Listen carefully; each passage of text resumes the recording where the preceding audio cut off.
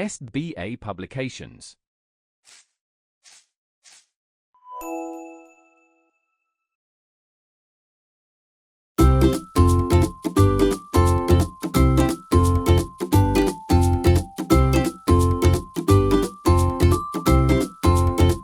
नमस्कार प्यारे बच्चों, कैसे हैं आप सब। मैं उम्मीद करती हूँ आप सब बहुत अच्छे होंगे। प्यारे बच्चों, आज हम पढ़ेंगे पाठ 17 है, जिसका नाम है कोणार्क का मंदिर। प्यारे बच्चों, यह हमारा आखिरी पाठ है, यानी कि यह हमारी आखिरी कक्षा है। चलिए पढ़ते हैं कोणार्क के मंदिर के बारे में। बात लगभग 750 वर्ष पुरानी है। 1245 ईस्वी में नरसिंह देव नामक एक राजा था। एक दिन राजा ने कल्पना की कि एक ऐसा मंदिर हो जो सागर के तट पर हो, उसके द्वार और सीढ़ियों को सागर की लहरें धोती रहें। सूर्योदय होने पर सूर्य की पहली किरण मंदिर के गर्भगृह में स्थित देवता के चरणों का स्पर्श करें। अनेक शिल्पी आए और चले गए, लेकिन कोई भी राजा की कल्पना के अनुसार मंदिर का निर्माण नहीं कर सका। उसी समय राजा को शिबोई सांत्रा नाम के शिल्पी के विषय में सूचना मिली। शिबोई अनेक भव्य मंदिरों का निर्माण करके पूरे ओडिशा में प्रसिद्ध हो गया था। राजा ने शिबोई को ससम्मान अपने दरबार में बुलवाया। मंदिर का विवरण जानकर शिबोई कुछ परेशान सा हो गया। उसने राजा से कुछ समय के लिए प्रतीक्षा करने की प्रार्थना की। एक दिन शिबोई समुद्र के तट पर घूमने गया और थक कर वहीं रेत पर सो गया। सुबह अचानक खड़बड़ाकर उठा तो देखा कि सागर का जल उसके पांव पखार रहा है, यानी कि सागर का जल उसके पैरों पर आ गया है तथा सूर्य की सुनहरी किरणें उसके मुख पर पड़ रही हैं। बस क्या था, शिबोई खुशी खुशी राजा के पास जाकर कहने लगा, महाराज, आपकी कल्पना के अनुरूप मैं मंदिर बना दूंगा। आप राज पुरोहित से शुभ मुहूर्त निकलवा लें ताकि नीम का पत्थर रखा जा सके। शुभ मुहूर्त के दिन शिलान्यास कर दिया गया। अगले दिन ही शिबोई ने सागर के किनारे किनारे पत्थर डलवाने शुरू कर दिए। उसकी मेहनत रंग लाने लगी। मंदिर का सुदृढ़ आधार बनकर तैयार हुआ। धीरे धीरे करके 12 वर्षों में कोणार्क का सूर्य मंदिर बनकर तैयार हो गया। प्यारे बच्चों, जो है कोणार्क का मंदिर है, इसको सूर्य मंदिर के नाम से भी जाना जाता है और यह हमारे भारत में इकलौता सूर्य मंदिर है। मंदिर की ऊंचाई लगभग 235 फुट थी, लेकिन शीर्ष पर कलश के बिना मंदिर अधूरा लग रहा था। इतने ऊंचे मंदिर के शीर्ष पर कलश चढ़ाना एक दुष्कर कार्य था। उसे करें तो करें कैसे। शिबोई के साथियों में से कोई भी इस जोखिम भरे काम को करने के लिए तैयार नहीं हुआ। शिल्पी शिबोई एक बार फिर उलझन में फंस गया। उधर राजा की बेचैनी और क्रोध बढ़ता ही जा रहा था। उसने आदेश दिया, यदि मंदिर का कार्य शीघ्र ही पूरा नहीं हुआ तो शिबोई को मृत्यु दंड दे दिया जाएगा। शिल्पी शिबोई का एक सहायक था, विशु। सहायक का नाम विशु था। विशु 12 वर्षों से लगातार शिबोई के साथ मंदिर में निर्माण कार्य में लगा हुआ था। उसका एक पुत्र था, धर्मपाद। समय के साथ साथ वह भी अपने पिता के पद चिन्हों पर चलने लगा था और 22 वर्ष की आयु में वह भी एक कुशल शिल्पी बन गया था। कोणार्क के सूर्य मंदिर की चर्चा दूर दूर तक फैल चुकी थी। अतः धर्मपाद भी इस मंदिर को देखने की लालसा लिए अपने गांव से कोणार्क आ गया।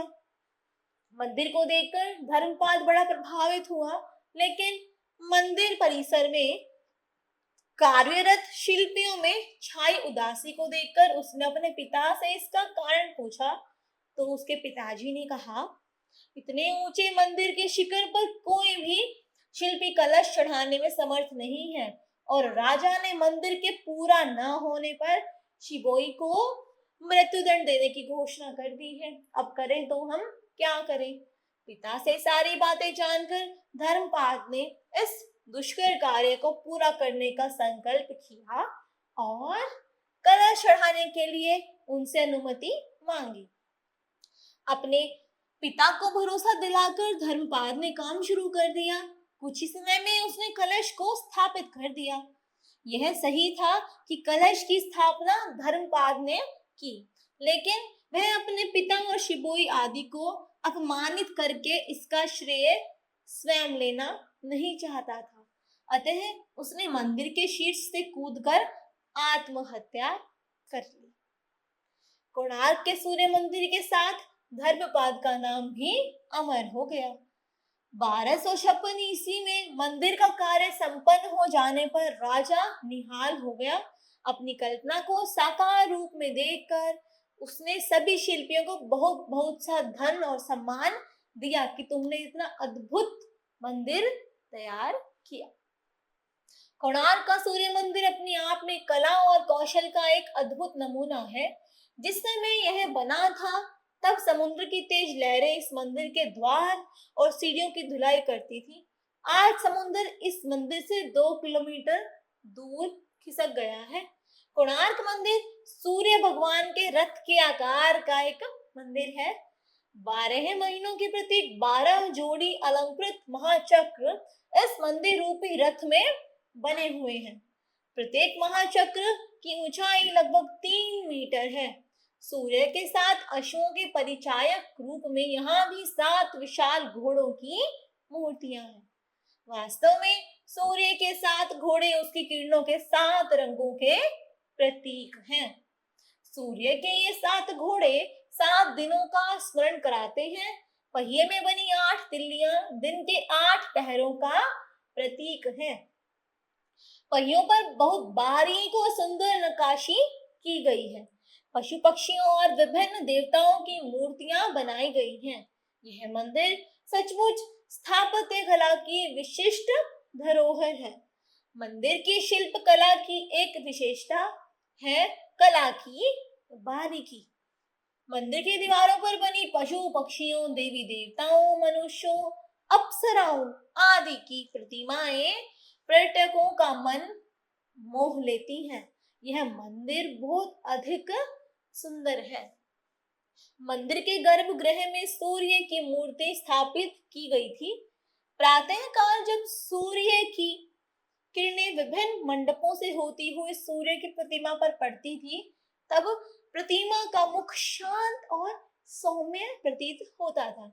मध्याह्न में सूर्य की किरणों के सीधे पड़ने से प्रतिमा के चेहरे पर कठोरता और सायंकालीन सूर्य की किरणों के प्रभाव से थकावट का भाव दिखाई देता था।